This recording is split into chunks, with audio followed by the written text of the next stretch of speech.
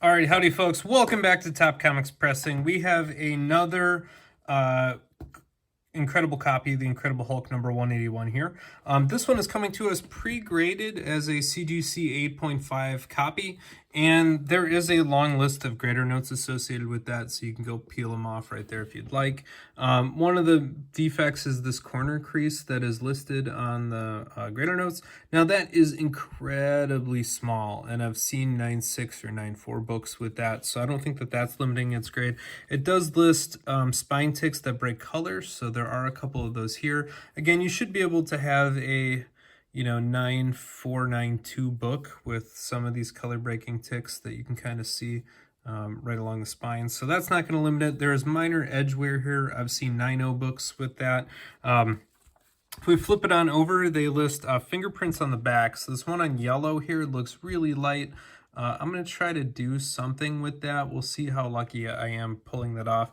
But if we look through here, we can see that I don't think that this book was dry cleaned beforehand. So there's a lot of like just little dirt in here. And it does say creasing on the back cover, and there's a little bit of a distortion here in the light. You can kind of see. I would call that maybe more of a finger bend, and I think we'll be able to make that look better. It might still get flagged, but I'm optimistic we can sneak that one past there. And if you look down here, there is quite a bit of dirt on that bottom cover and a lot of stuff in here. So I think CGC actually called this staining right in here.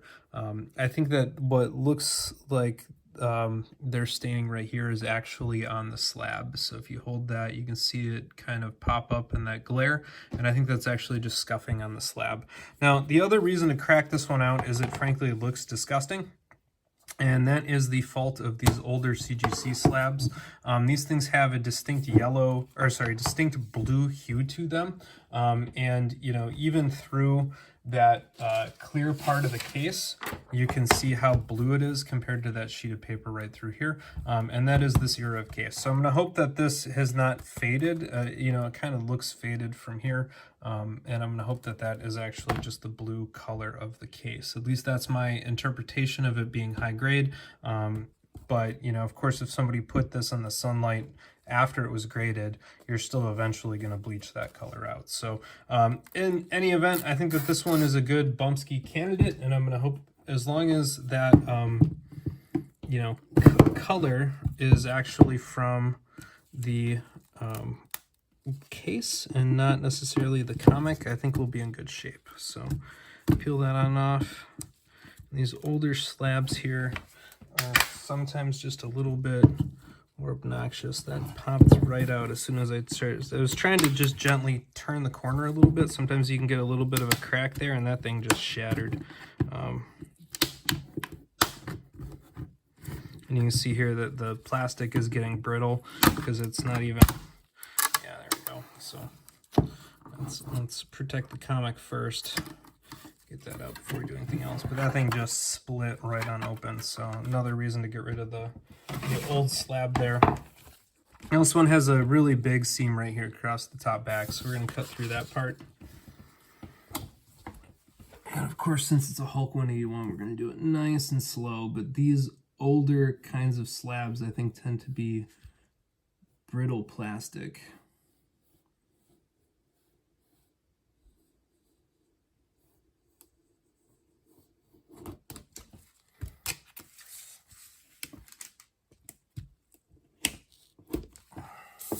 Go.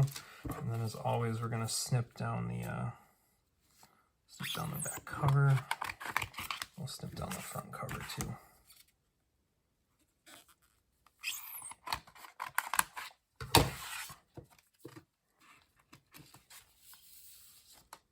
Pull that on out. That might be out of luck. That might be a little bit more orange than we want it to be. At least it doesn't have that quite deep, vibrant red that we'd like in a Hulk 181. So this thing may have actually been faded after it was slabbed. Hopefully CGC won't flag it. Looks like it's on the edge to me if it should be called actually faded or not. But I'm going to go ahead and get some pictures of this under my light, and then we'll come on back and do some dry cleaning. All right, here we are, folks. This one is now out of the slab, and I may have made a very grievous mistake. So if I compare that red color on the back to the front cover red. I think this comic may have been sitting in the slab in the sunlight for some time, and I think the red might have sun faded on the front cover, and it might keep us from getting a bumpski. I thought initially that that was the blue hue from the slab, so this is again that inner well you can see is really colored, and so is the outer slab on these older slabs. But that might be a mistake if I compare the back cover red, which is still quite vibrant, to the front cover, which does have a little bit of a bleached orange look to it. So anyway, what's done is done, and the slab is opened, so we might as well do our best job we can with it. And I'm just going to start here with my standard dry clean right down the swish on the Hulk. There wasn't a ton on the front. Most of what was gross was on the back, and so obviously we'll spend most of our time there.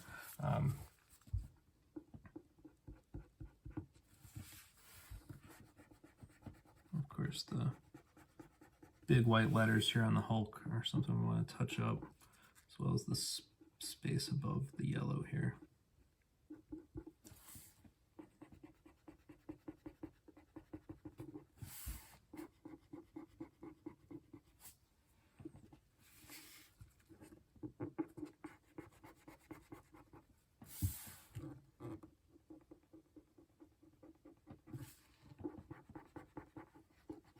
Again, we're not going to go for anything Herculean here on this, especially because the front looked pretty good to begin with, but we will take it all the way around.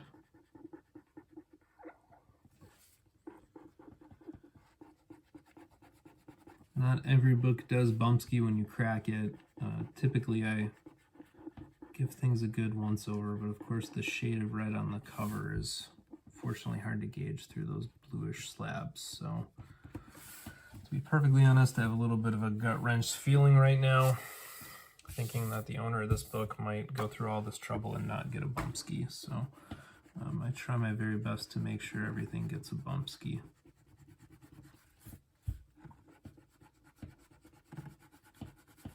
A number of the clients who've worked with me know if I don't think it will get a bumpski, or if I think the book is overgraded as it is, I'll let them know and send the slab back kind of as it was.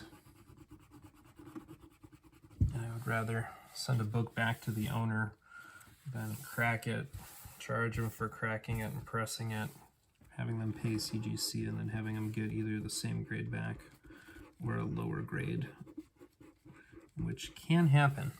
And I'm afraid it might be the case on this one. We will have to see here. Sometimes people also ride you if you lose page quality. You know, everybody's willing to celebrate if I get an off-white book back up to white pages. That's great. But I've had a couple people, you know, point out to me that a book I had that was originally graded white pages came back off-white pages, or maybe it was originally graded off-white pages and it came back, you know, full off-white pages, and you lose a little bit in the page quality. You know, and if the book has just been graded, that's one thing, you know, but I can't control how people stored the book in the meantime. So it's quite possible that that new grade is accurate. By the way, I'm gonna pull out the microchamber paper. I've forgotten to do that on the book here. See, that's typically a second sheet here.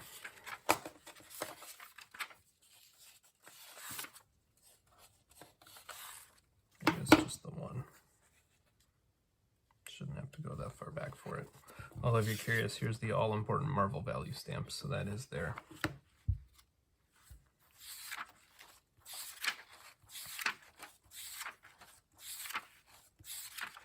Yep, don't see it, so we're good. Take the one out. No, I think I already took the other one out, actually. I was taking the pictures. Anyway, so, you know, if somebody stores a slab that's graded with white pages and they store it in an attic or a storage unit that isn't climate controlled, there's not a whole lot I can do about that. And you will lose page quality then. Also, I will point out, while CGC has their problems with grading and graded number values being somewhat inconsistent and occasionally really I don't know, in my opinion, far off, but I will say sometimes their page quality is also quite a bit off. I've had books come back that I swore should have been white pages, and they come back with off-white pages, and I've seen books that I thought were completely disgusting on the inside come back with white pages. So, you know, just like with everything, there's error in there.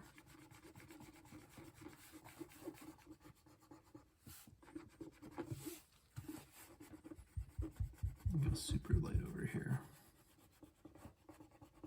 Alright, this is going to be the really delicate part. I'm going to clean that eraser off so that I can watch for any hints of yellow as I gently rub the eraser here over this fingerprint. I'm just going to look for no pressure, and there's just the faintest slight hint of yellow there, so I think I'm gonna have to stop. I might try one of my other tricks here in a minute, but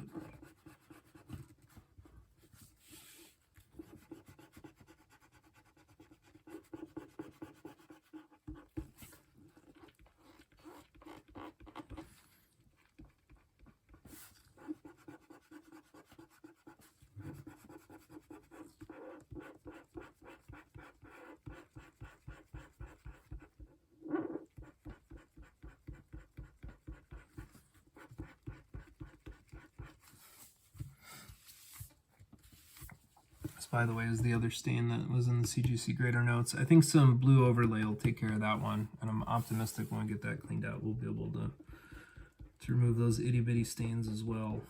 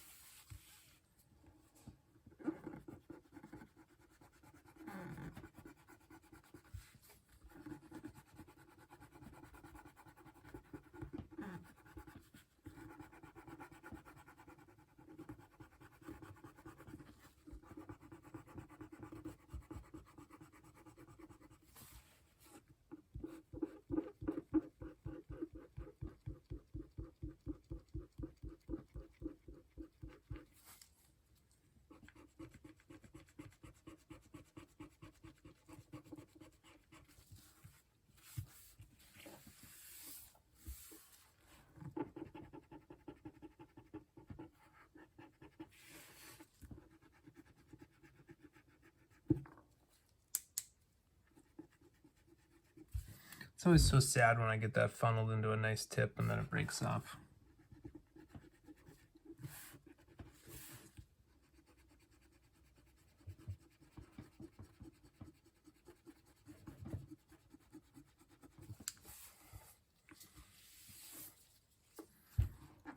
There's a little bit of light staining under here. To me, it looks like really, really light foxing or a residual fingerprint. So we're gonna hit that with our blue LED. I think that this one has a pretty good shot of cleaning off all the crud and really light foxing and staining on the back of this with blue LED overlay. So we're gonna take that approach. Be very careful here on the last little bit on this corner. So I think that's all I got there. All right, I'm gonna obviously be very minimalist on the front cover if we're already worried about it fading. So what I'm going to try to do is only do 1 or 2 overlays on the front cover, and then I'll probably do 3 or 4 on the back cover. I think that should be okay. I don't think I see a reason to really treat the interior. I mean, there is a little bit of light foxing and discoloration, but I think most of that will be considered normal for a book of this era with that page quality. So I don't think that there's a reason to really do a whole lot there. So come on back with this after the overlays. All right, here we are with this copy of The Incredible Hulk number 181. I took it pretty light on the front cover, fearing that it may have already been considered faded red with that kind of orange. We'll see what CGC says about that. I think personally it's probably on the edge. The actual depth of the red in this issue is varying comic to comic, and so that's something even Matt Nelson's talked about in the CGC grading book, as well as on his grading video with the Hulk 181 and some other things. So, you know, this one I would put on the edge, but I certainly didn't want to make it worse, so we gave it a very minimalistic 2 treatments just to try to help out. If you flip it on over now, the back cover looks really, really nice. Overall, I'm happy with this. That staining that was over here on the rear spine is now basically totally gone. So that was kind of a big accomplishment. And you can see here that we have that kind of rippling and waving, which is pretty standard coming out of this. So we're going to put this through our standard Hulk 181 press at this stage and then send it back on off. So stay tuned for that. All right, folks, here we are. One final look at this Incredible Hulk number 181. That small stain on the back cover looked like it completely cleared. We did our work on the dry clean on the back rear. The only thing that really has me worried about this one giving a bumpski is getting CGC to see if they declare this slight orange tinge in this comic, if they consider that fading, or if they'll consider it just a weak red. So for those of you that don't know, some issues, particularly other issues like Secret War number 8, the first black symbiote costume on the cover, those have a really big range of color. Another one to look at is Batman 404, the first issue in Frank Miller's Batman Year One. Those comics have a huge range in ink on them depending on which facility they were printed at and how they've been stored. So particularly the Waynes, like the purple and blue in the coat on Batman 404 ranges wildly.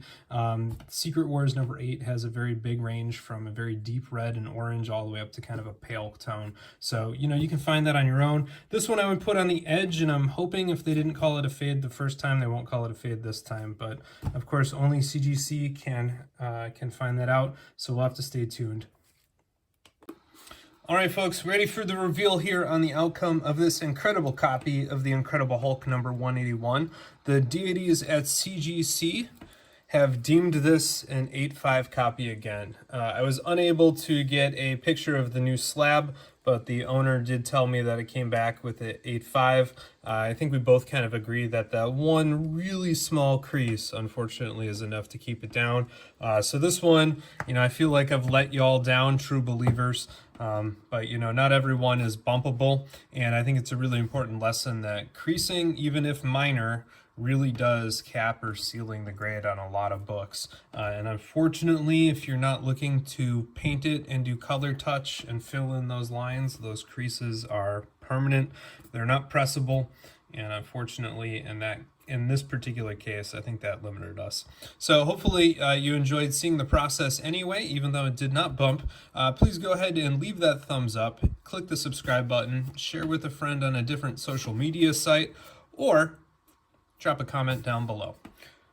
Take care, everybody, and keep on collecting what you enjoy.